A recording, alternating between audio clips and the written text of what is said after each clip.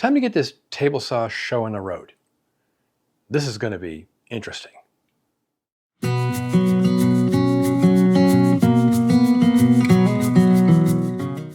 Welcome back to the shop and the channel and the upgrading of my, or updating or whatever, of my almost 20-year-old saw stop.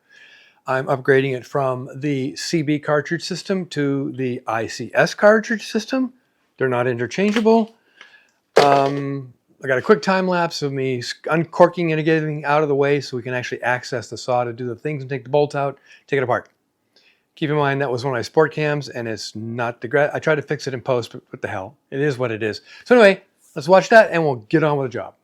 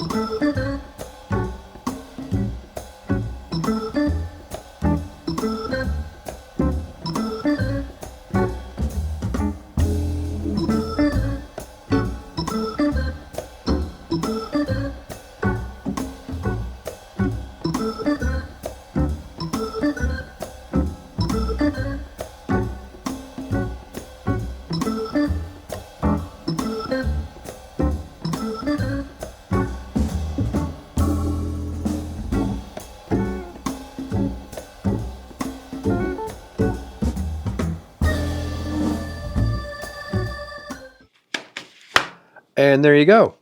So I've got it pretty much uncorked.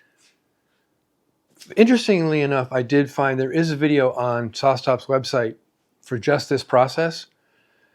It's a little vague in spots, but that's okay. I'm going to try and get as detailed as I can on this. And it also has a set of printable instructions with pictures and circles and arrows and all that kind of stuff and where to disconnect things.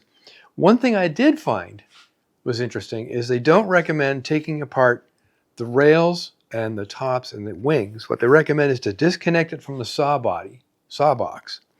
And in the video they recommend this, but not in the instructions. Then have a friend help you lift the entire package up off of the saw, put it away on sawhorses, and then proceed with the stuff from the thing with the thing. So I'm going to get started on this. Some of this will be time-lapse. I'll cut in for details. But the first thing I need to do according to instructions is remove the paddle box, which is cutting the cables that come from inside the box to the paddle box and taking the paddle box off because that gets replaced. But first thing I need to do is get this uncorked from the top. It's just undoing some bolts and some fasteners, and you don't need to see that. That's basic mechanic stuff. There's two here, and there's two here, and there's a couple of set screws I got to remove, and then this entire top lifts off and sits down on sawhorses where the camera's sitting right now. So of course I'll have to move the camera. So I'm tight on space for camera locations because I got these things spread out all over the shop. So let's uncork this and get the top off. Oh, I'll probably shoot time lapse when my friend BJ comes over and we take the top off, all this stuff. Starting with the first instruction on the instruction sheets, I want to remove the switch box, the paddle box. And step number one is cut the wires. So I can get this big fat one here. There we go. So cut the wires. Now, to remove the paddle box, there are 4 5mm hex screws here. Socket head. They're round head, but 5mm. And it's going to be a little tight in some of those spots. So let me get this off and pull a paddle box off.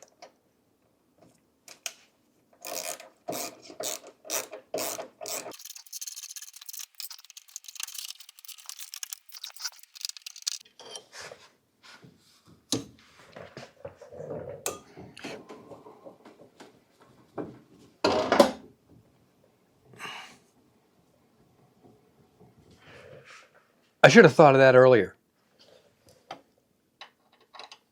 Because the wheel moves up out of the way.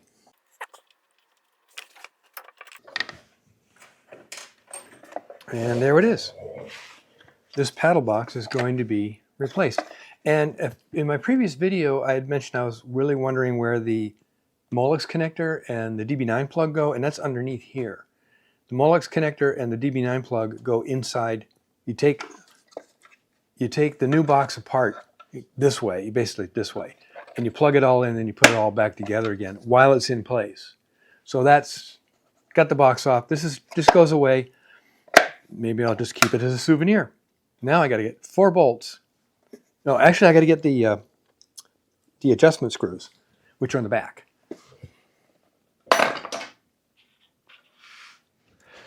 So the adjustment screw, it's a set screw. It's right up in here. This is the back of the saw. It's up in this corner, and this is the bolts to remove the top are over here. But I've got to take that out first. Let's see if I can do it with this. And there's one on the other side which I won't film because it's just way out of the way. My head getting in the way. Yep. And this one I can use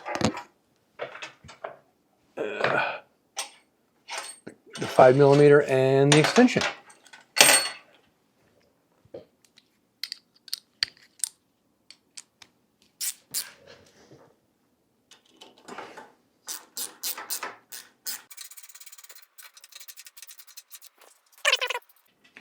In case you haven't figured it out, the saw pivots from the front end, and these screws here adjust the table right and left to align it with the blade.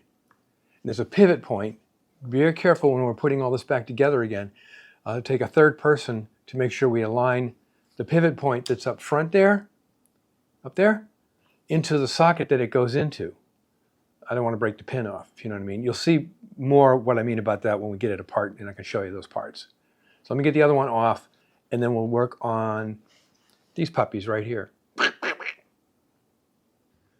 So there they are. Those are the 2 set screws that go in the back of the saw to adjust the saw right and left on a pivot pin that's up front to get the saw table aligned with the blade as squarely as possible. Actually, I might buy one of those alignment tools. There's a dial indicator on it to do this particular job because I want to get it dead on. When this saw came out of the box, it was dead on. So I want to get it back to dead on when I put this thing back together. The next step in the instructions is I have to remove these 4 bolts front and back here. There's one here, there's one over here. Where is it? There. And I got to remove those 4 bolts front and back, 2 in front, 2 in the back. And then that releases the top partially from the box. But because my saw serial number starts with a number larger than 0529, I also have 2 small screws, hex screws here I have to remove and put aside. And at that point, once I get all that done, the top can come off. What I'm using to hold my parts, which is collecting a lot of stuff, is one of these magnetic bases thingies I got at Harbor Freight years ago. They're cheap, but they're magnetic, and it takes care of stuff. So I'll do one of these, and then we'll come back when we're ready to start taking the top off. Get the light out of it. If you can't hear any clicking, it's because I'm using my 0, and it's got a sprag clutch in it. This is a 0 gear ratchet wrench. So you can basically get less than half a degree turns. Don't know why I'm using it, just the first one I grabbed out of my toolbox. Come on, screw, come on. 1 down, 3 to go. Lastly, these 2 hex bolts here, one here and one here. This is the pivot point I was talking about. The pin goes in the middle of this pivot point, and this is the point the table rotates from. That's the bit datum or whatever, and it pivots around that point and allows you to line the saw blade to the miter slots. So now I need to get my 5mm socket and my little 1/4-inch ratchet. It's hard to get to, hard to see. Yeah, I'm in the way, I know. So.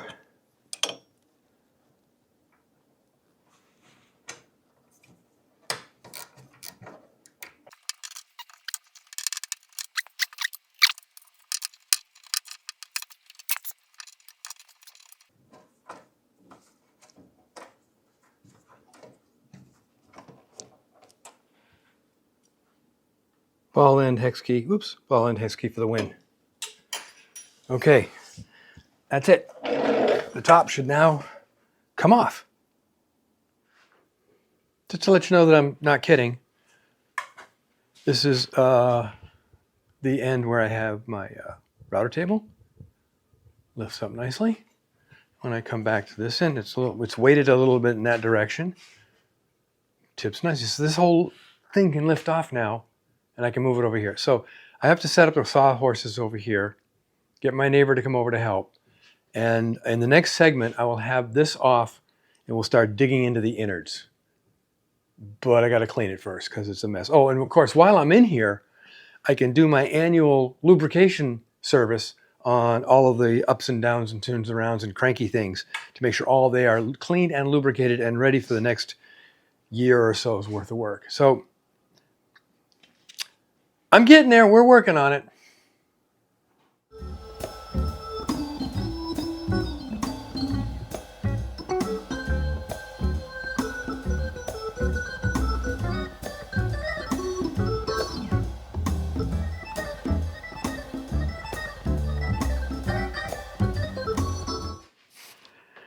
Well, that wasn't so difficult. We got it off. What a mess.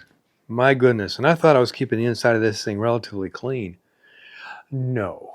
So for my next trick, I must spend a bit of time cleaning out this, the insides, everything around it, so I can do the work. So let's put that on some time lapse and just do a bunch of vacuuming. I'm going to use my dust collector for this because a shop vac just ain't going to handle this load. All right, let's do some cleanup.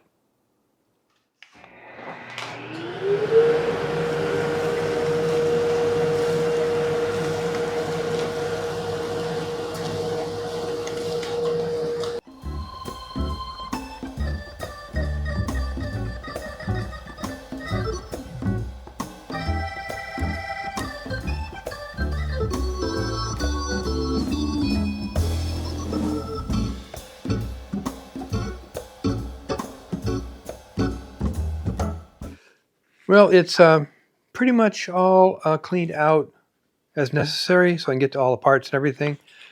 So I'm going to end this video here, and we'll pick up where we're leaving off with the next video, which is going to be removing the contactor box. This is the new one here, and the master power switch here, and then replacing them with the new parts. So that's the contactor box and the master power switch is next. That means digging in, moving the whole trunnion assembly over to the right, so I can get to those parts.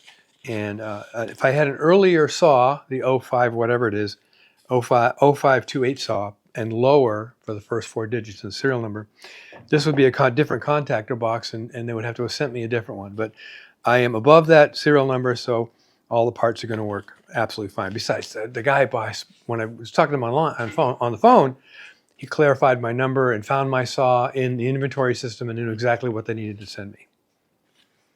So, with that, onward and upward to improving or changing the saw. I would say make great things out of wood. You do that. You make great things out of wood. I can't right now.